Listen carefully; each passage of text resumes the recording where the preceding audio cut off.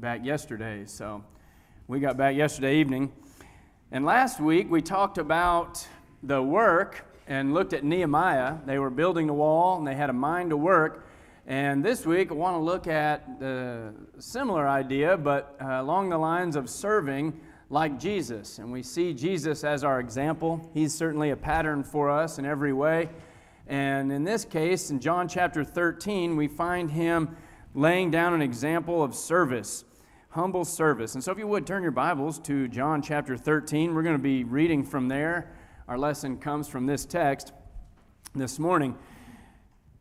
In verse 1, we begin, and it says, "Now before the feast of the Passover, Jesus, knowing that his hour had come, that he would depart out of this world to the Father, having loved his own who were in the world, he loved them to the end."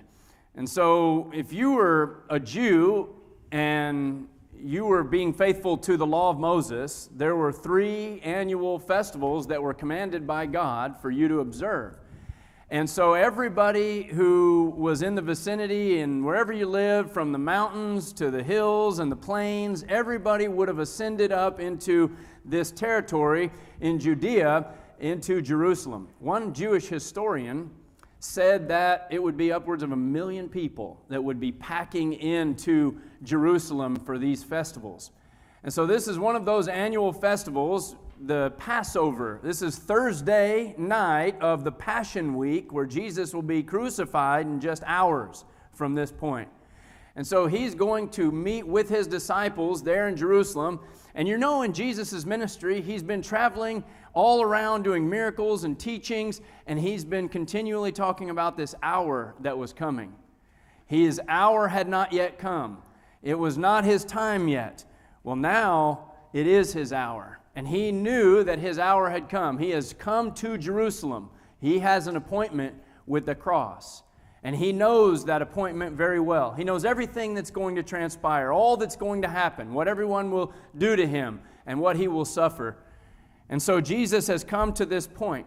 But all these Jews would have been traveling, and the dust, I imagine, was probably just a haze in the air, because all the paths and roads and trails into Jerusalem from every angle and every direction, you had people coming into Jerusalem from everywhere. They're coming with their donkeys, and they're coming, some of them with their animals they're going to sacrifice, or they're bringing their families and their camels, and they're coming to Jerusalem for this week. This is a huge festival. There's going to be buying and selling and hustling and bustling, probably entertainers in the streets doing whatever they do. There's just going to be people everywhere. But they're coming there for a purpose. They're coming there for this feast, this meal.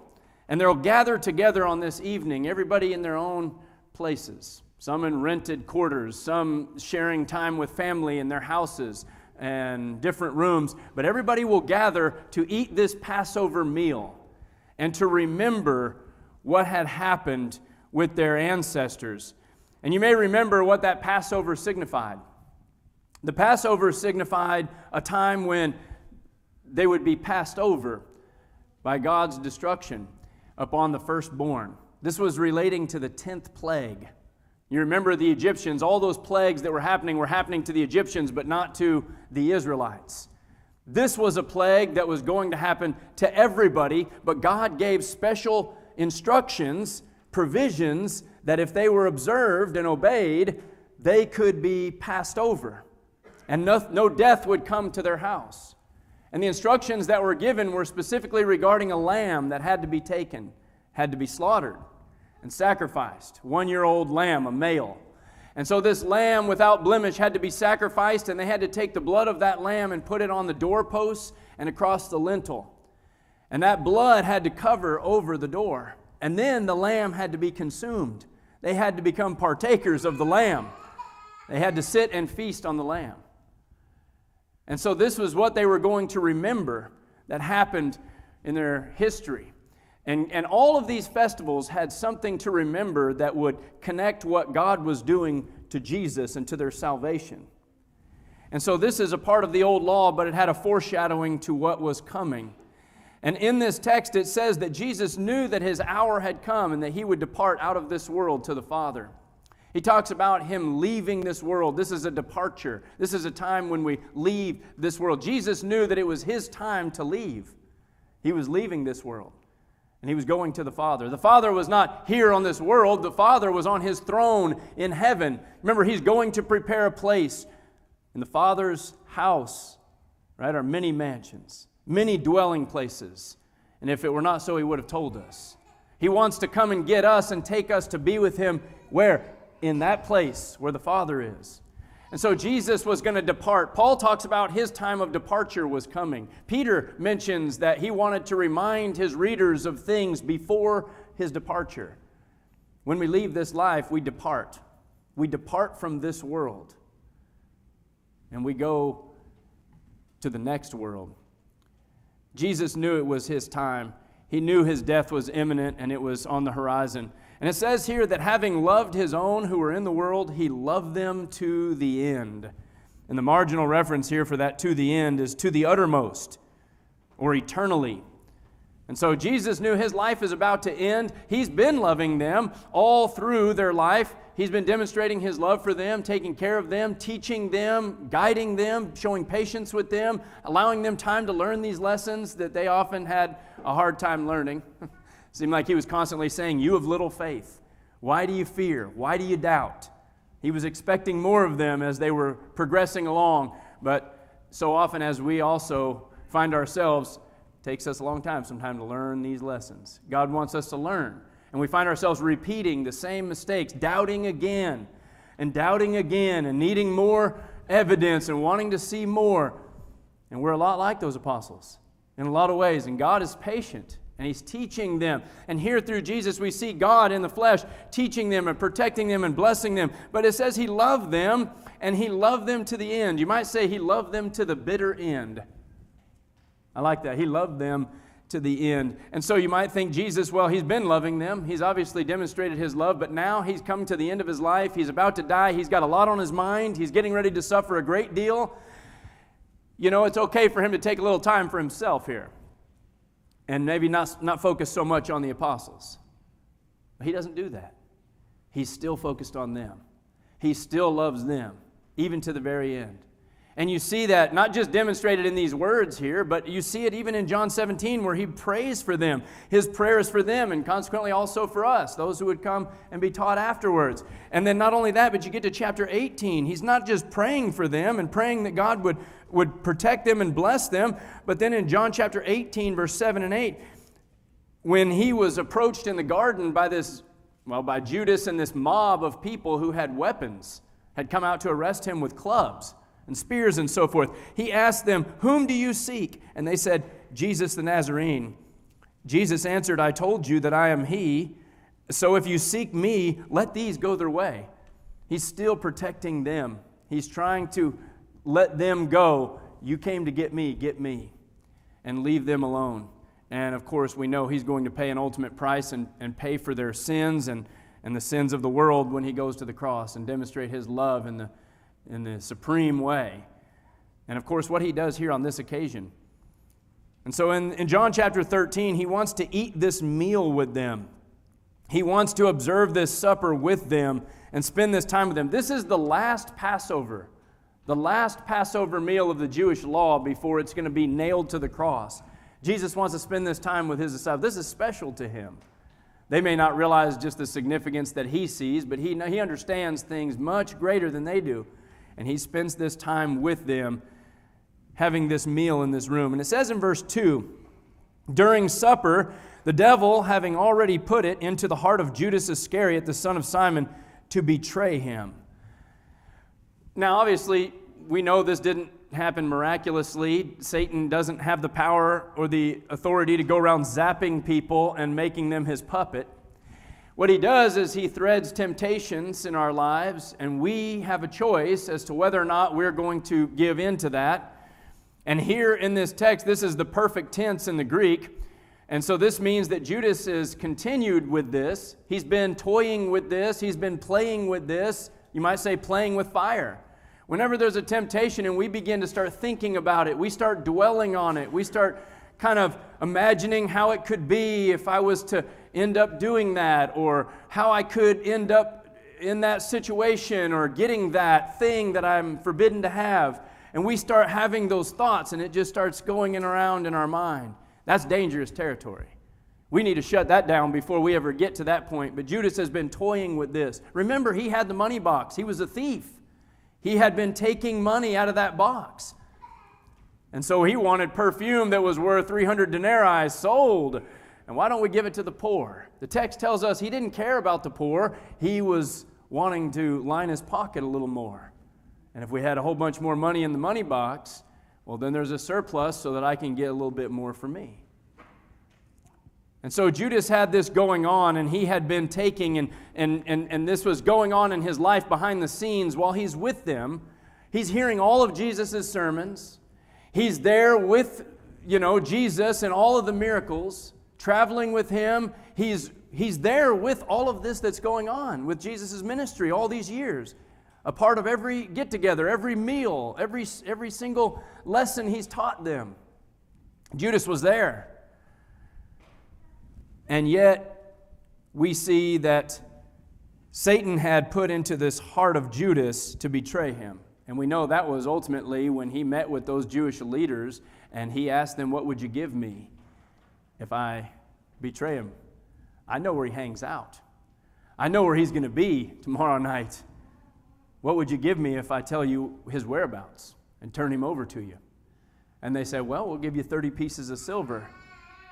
Deal. Done. And he sealed it. He made that deal. And now he is in the hands of the evil one completely. I mean, he's sold out. I mean, Jesus has basically been betrayed. It's just a matter of him carrying it out. And he will. It says in verse 3, Jesus, knowing that the Father had given all things into his hands and that he had come forth from God and was going back to God. Now, I think this means here where it says that God has given all things into his hands, not only is he going to have authority over everything, and we have plenty of text that indicates that he's going to be put in the position, name above all names, above every power, dominion, authority, anything that could be named in this world and in the one to come. But he's given all things into his hands. And I think that means at this point Jesus has the ability to choose what he's going to do here. I mean, he can choose not to go to the cross. It's in his hands. And that's why when Peter was trying to fight in the garden, Jesus said, "Don't you realize that I could call 12 legions of angels and my Father would send them and I could wipe it all out?" He could have done that. It was in his hands to do it. He prayed in the Garden of Gethsemane, "Father, let this cup pass from me," 3 times. But not as my will, but yours be done. And you get to see the Father telling his only begotten Son, no, the cup cannot pass. And so Jesus was going to obey his Father regardless of what it meant he had to suffer or go through. He was going to be obedient to the Father. That was absolutely non-negotiable. That's how we ought to be. And so Jesus knew that it was in his hands to make these decisions and that he was going back to God, where he came from. You know what's remarkable here is who is Jesus when we're getting ready to look at this scene of what he's doing in this room. Who is Jesus? This is God in the flesh. This is the Word made flesh. This is deity. This is our Lord. I mean, he's the one who created it all. He owns it all. And yet here we're going to see him humble himself to the position of the lowest slave. Not what you would expect of a Lord. A king, not what you would expect of the one who runs everything in the universe.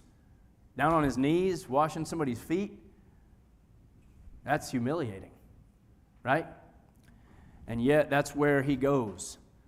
And he sets an example and he teaches us what it means to be a great leader and what it means to be a great servant. And so Jesus is willing to do what his disciples weren't willing to do. I want you to imagine with me as we read a little further here how this would have looked if you were one of the disciples. It says here in verse 4, he got up from supper. He laid aside his garments, taking a towel, he girded himself. Then he poured water into the basin and began to wash the disciples' feet and to wipe them with the towel with which he was girded. When you walked into that room that night, You come in, this is a rented room. This is not any of their house. I mean, none of the apostles owned this place. Jesus had given instructions. John doesn't give us the details about how they went about securing the room and talking to somebody and getting the room set up. Those details are found in the other gospel accounts. John just simply takes us into the room and starts talking about, you ever, like that saying goes, if I could just be a fly on the wall in that situation? Well, John allows you to be a fly on the wall in this upper room and get a picture and a glimpse of what's going on with the Lord and his disciples the night before he's crucified, the night that he's crucified, taken in and will be crucified, Friday. But you get to be here and see how this goes. And Jesus is, you come into the room, you imagine they show up and they all start filing in one by one into this room. What do you see? I imagine it was just the basic things that you needed for, having a meal, like a Passover. You walk in, there's probably a horseshoe-shaped table. These tables were low to the ground because they would recline at the table. There'd be pillows. You leaned at the pillow and, your feet would be strung out behind the table and you would eat from the table there. And everybody would be, leaning or reclining at the table. So this table's there. And then over here in the corner of the room, there was another little table. And there was a towel draped there. And there was a basin. And there was a pitcher of water. The foot washing station. All Jewish homes had one. And it was the job of the lowest slave. If you had slaves in your home, whoever was on the lowest end of the totem pole would be the one to take up this task. And when we're in Tanzania, it's a little different, but when you come in to the house before the food is served, what they do is they come around with a little basin and a pitcher of water. They're not there to wash your feet, but they're there for you to wash your hands. But I always think about this scene whenever they do that, because they come around, everybody in the room gets to do it, and you put your hands over the basin, and they start pouring the water out of the pitcher, and you just, you rub all the filth off your hands, and then, you just kind of let them drip dry. But that's what they do, and this is sort of similar. It's a matter of hospitality that they show, but also for cleanliness.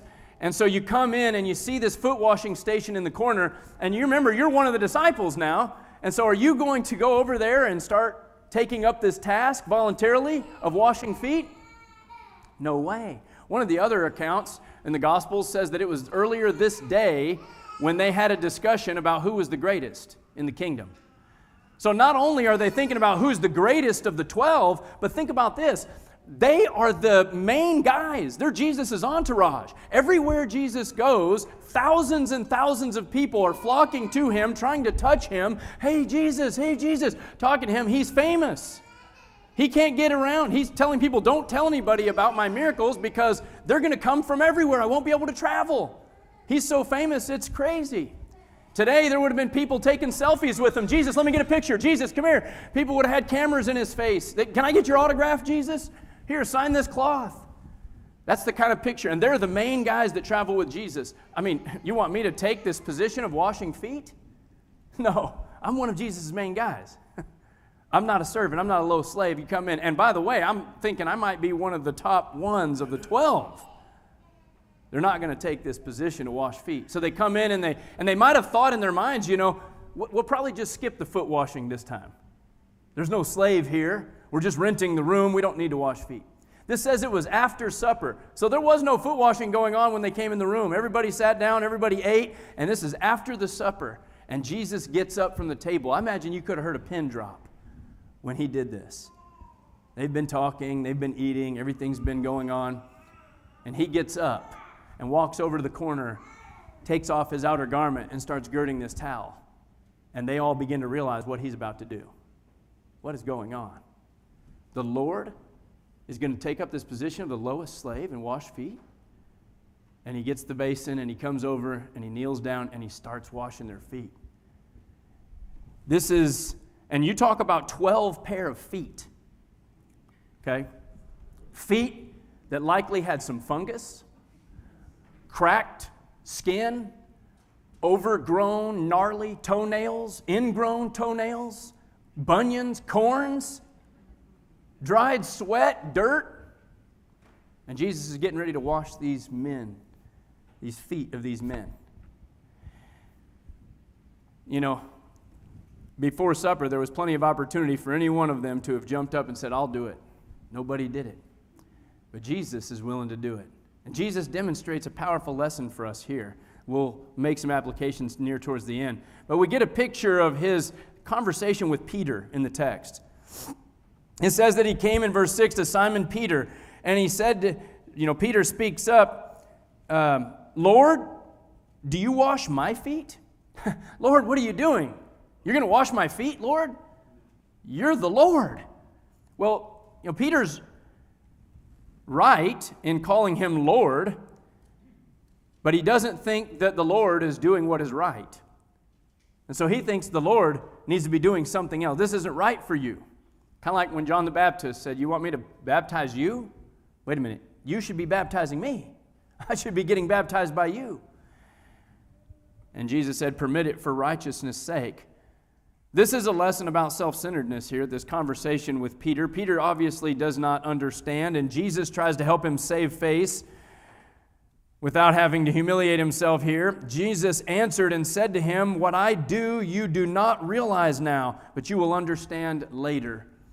We don't always realize what Jesus means by things, what he's doing, and hopefully, like Peter, we're not trying to think that, well, the Lord is wrong in what he's doing. He needs to be doing something else. How many people see Jesus in the Scriptures and they see Jesus teaching this or doing that, and they think, well, yeah, I see what he's doing there, but, I think it would have been better this way. Or maybe the Lord should have said this.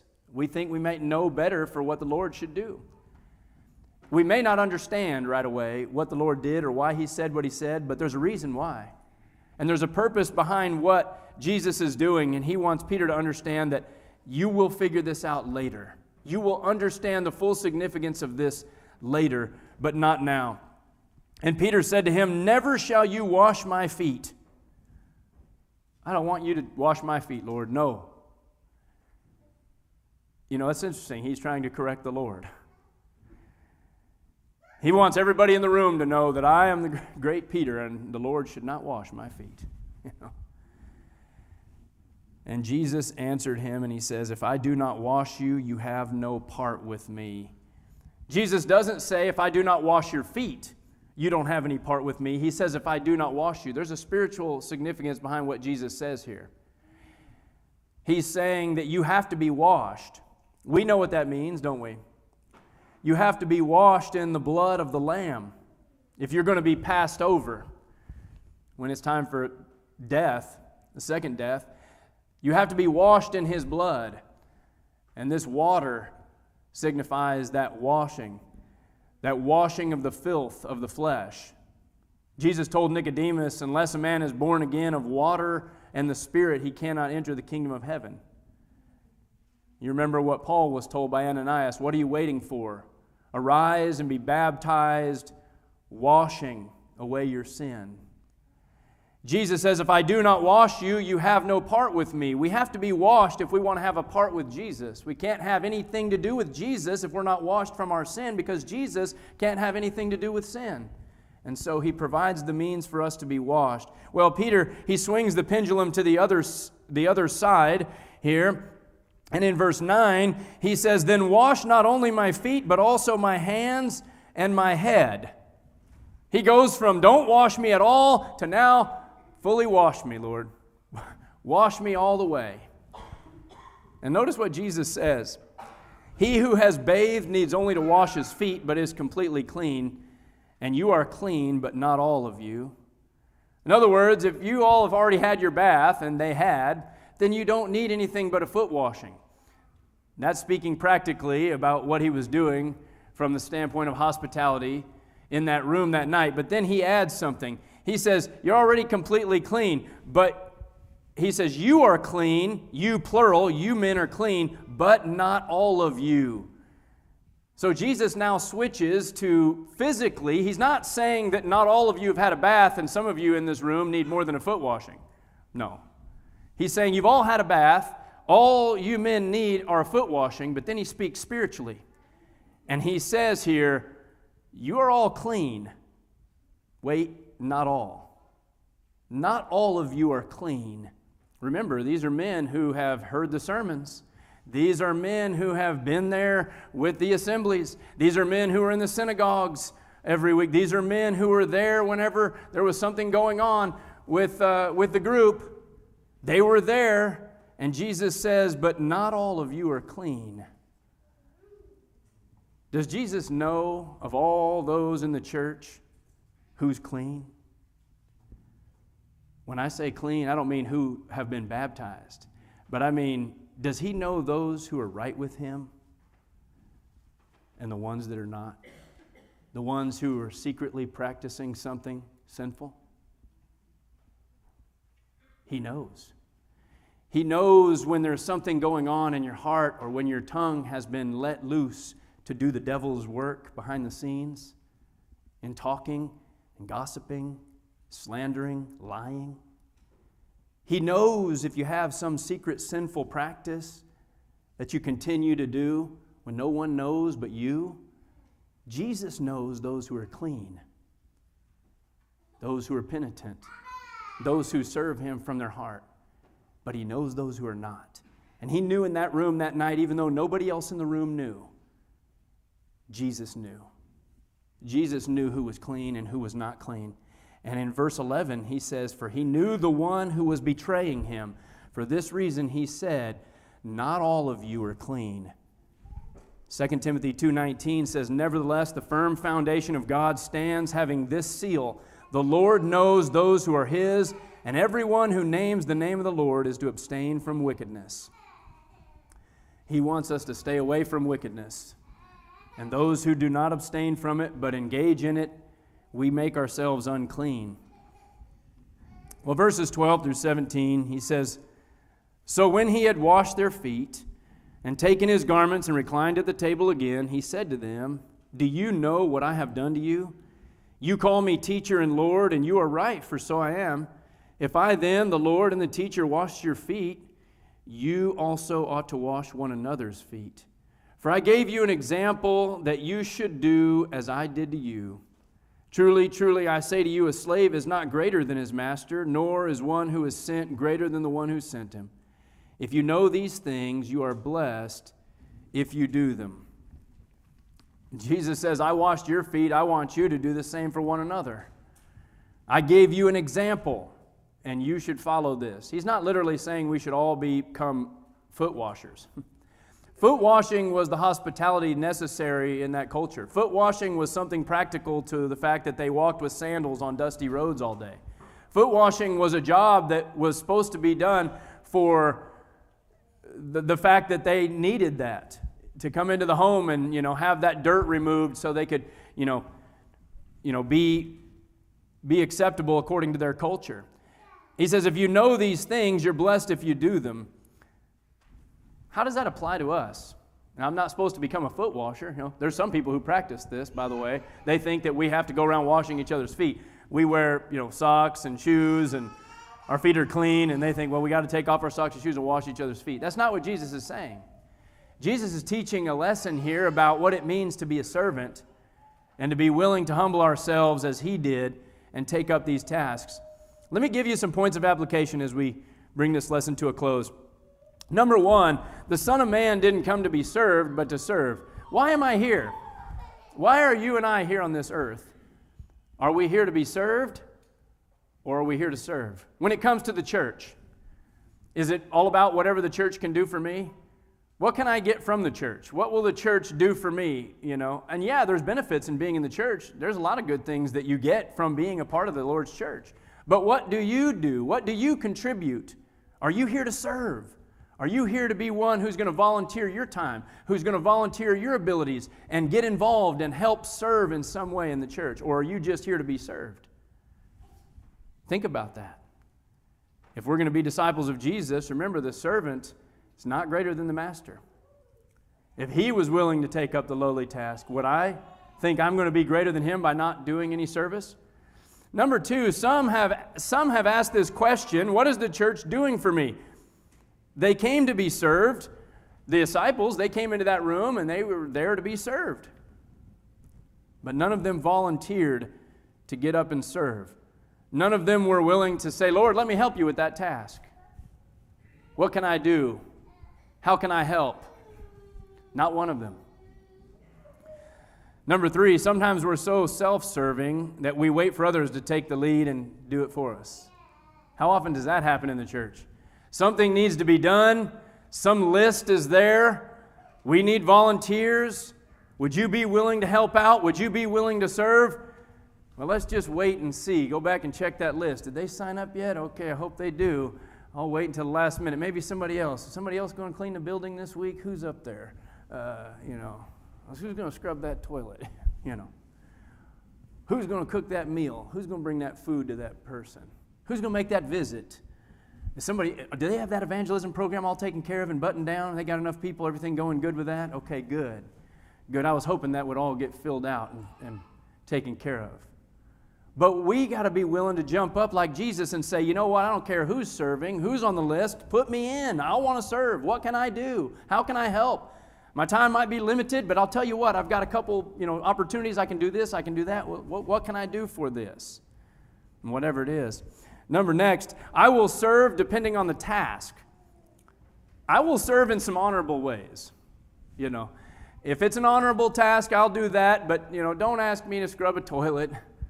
I'm not doing that. Do you know who I am? I don't do that. I'm not mopping floors. I'm not going to be up here scrubbing anything or doing anything dirty like that. But if you need me to do something, I could do something else. We need to be willing to take on this task. Look at the task that Jesus took on. He's washing dirty, nasty feet. I had an instructor one time that talked about this text humbling him. And he said that they used to have a men's conference every year. And at the men's conference, at the end of the conference, the bathrooms had to be cleaned. And he said, when you go in those bathrooms after 5-6 days of a men's conference, there is all kinds of disgusting things in there. And I'm not even going to begin to describe it. You can imagine. And it's just disgusting. Toilets, urinals, floors, counters, sinks.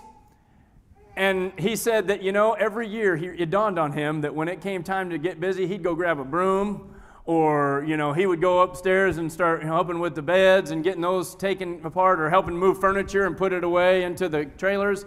He said he purposely never went into that bathroom to take up the service that needed to be done. He said, but after he studied this text, he said he couldn't wait for the next men's conference. He said he had his gloves already set aside and his spray bottle. And he said, I was the first one in that bathroom. I was ready to go in there and clean that toilet. And that's what he did. He went right in there. He said, of course, after a few years, he said, but I'm happy now to let you guys, get some as well. But that's how we ought to be. We ought to be willing to jump into whatever is needed to be done if we're going to be like Jesus. Some people are not worthy of my service. What does Jesus teach us about that? He's washing the feet of Judas. How do we feel when it comes to serving certain people? I would serve, but I don't really want to serve them, because of what they said or the way they treated me or the way they've backstabbed me or talked about me. Jesus is serving the one who's handing him over to be crucified. And so we should be able to serve even our enemies. And lastly, if you know these things, he says you are blessed if you do them. Don't you want to be blessed? I do.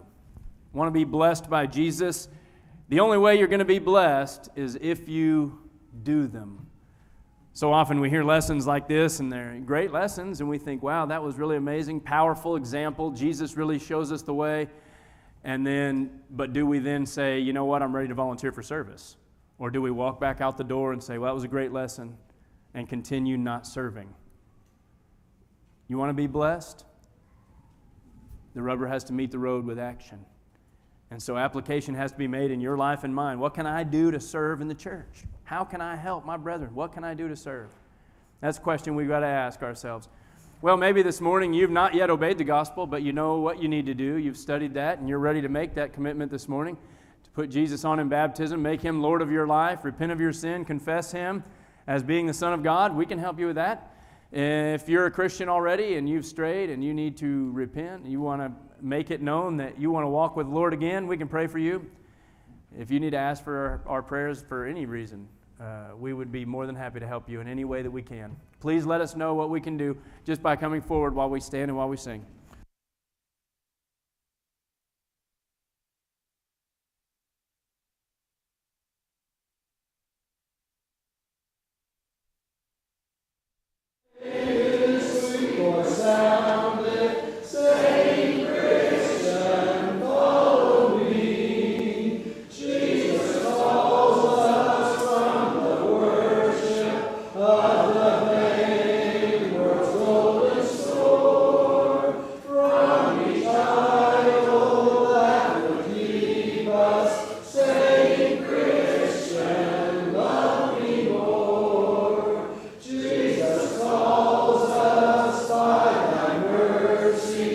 Savior, make us hear thy call. Give our hearts to thine obedience. Serve and love thee, best of all. Please be seated.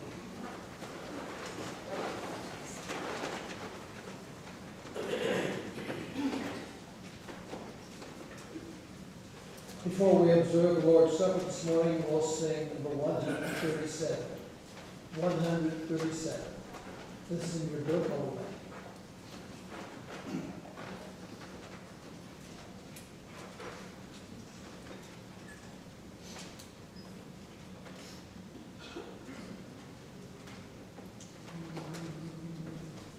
He left the splendor of heaven, knowing his destiny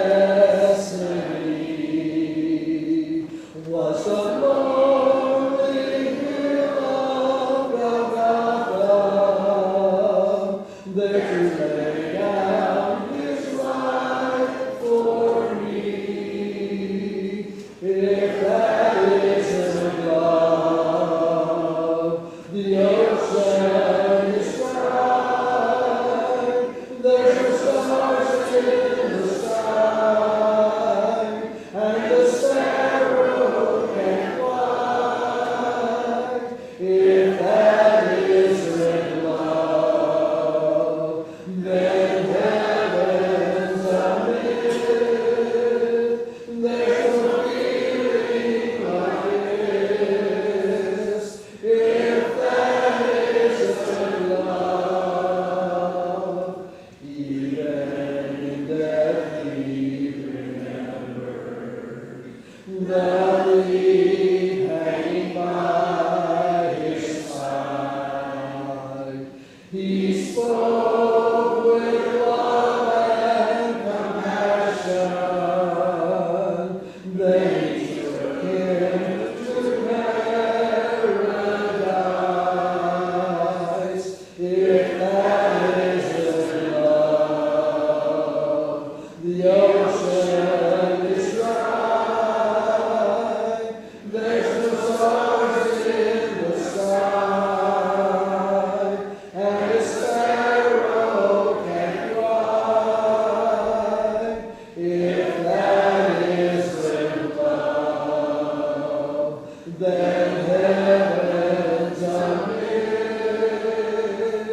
There's no feeling like this. If that isn't love.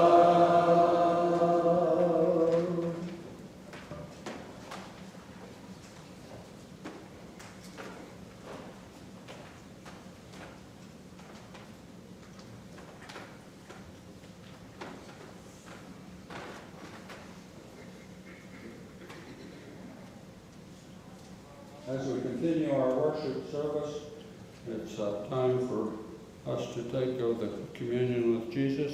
If you failed to get one of these cups, please raise your hand and one will be brought to you.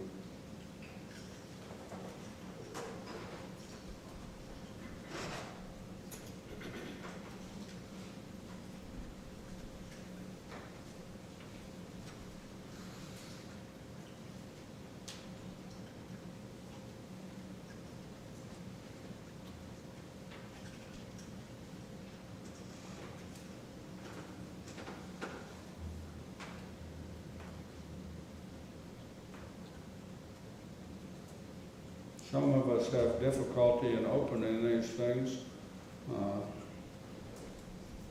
Probably Finley could open it in a second. If you need to, go ahead and if you can't do it, feel free to ask somebody by you, and they will be happy to help you as we remember Christ. So Jesus, on the night he was betrayed, presented this to his disciples. And he said, "This is the bread. Go ahead and take that and put it in your hand if you like. This is my body, which is given for you." We should all think on this very seriously. I don't think we'll understand fully until the day of salvation what God did for each of us. This time, let's pray together. We thank you, Father, for this bread which is to us now a remembrance as we think of Jesus, the things he did, the things he taught, and his death. We thank you so much, Father, for giving your Son so that we can have eternal life with you.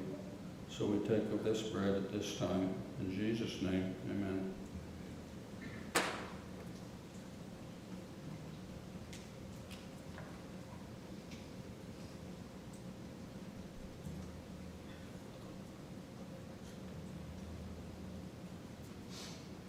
And in the same way, he took the cup.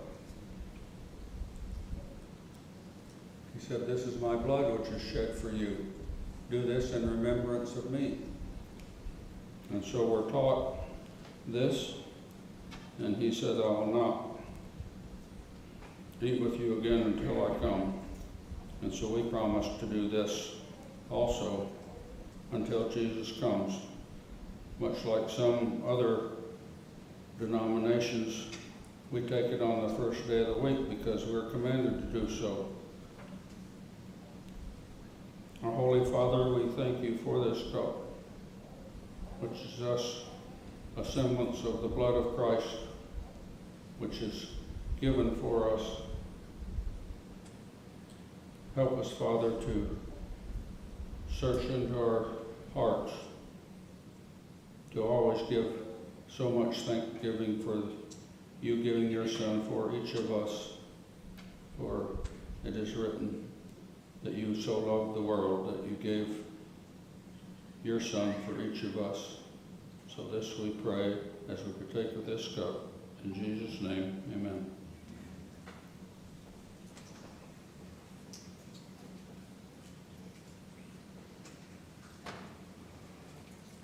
We take this opportunity also because we're commanded to give as we've prospered.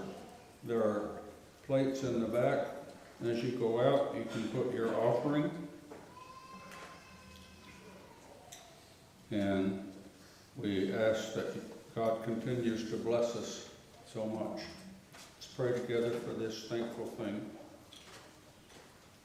We thank you, God, for the prosperity you've given each of us. Help us to dwell in our hearts, to give as we've prospered, with happiness and cheerfulness, that we can bless others through the giving of our offering this day. We pray in Christ's name. Amen.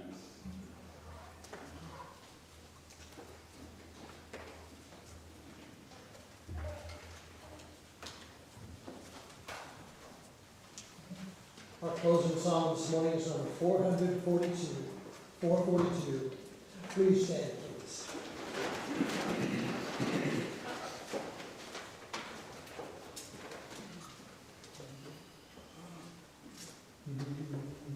In the dark of the midnight, I have all hid my face, while the storm howls about me, and there's no hiding place.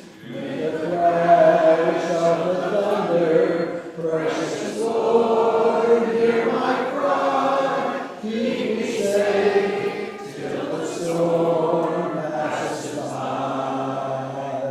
Till the storm passes over, till the thunder sounds no more, till the clouds roll forever from the sky. Hold me fast, let me stand in the hollow of thy hand. Keep me safe till the storm passes by. When the long night has ended and the storms come no more, let me stand in thy presence.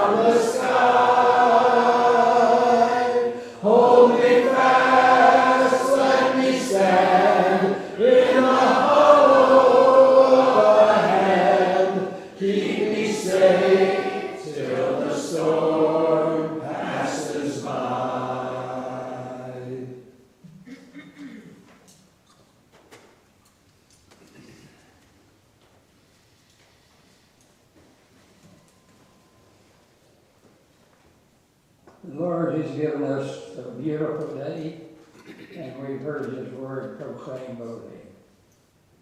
Let us go to the Father in prayer.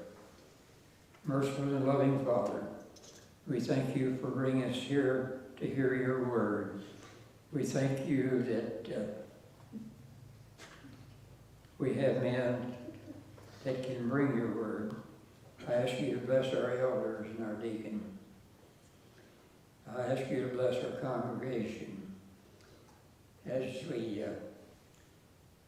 try to apply your word to our heart, Father, in the coming days. Help us to hide your word deep so that we might obey you. And at that last day, when we stand on the earth, you might take us into your glorious kingdom. Bless our sick among us, Father, and heal them with your loving touch. These things I ask you in the mighty name of Jesus. Amen.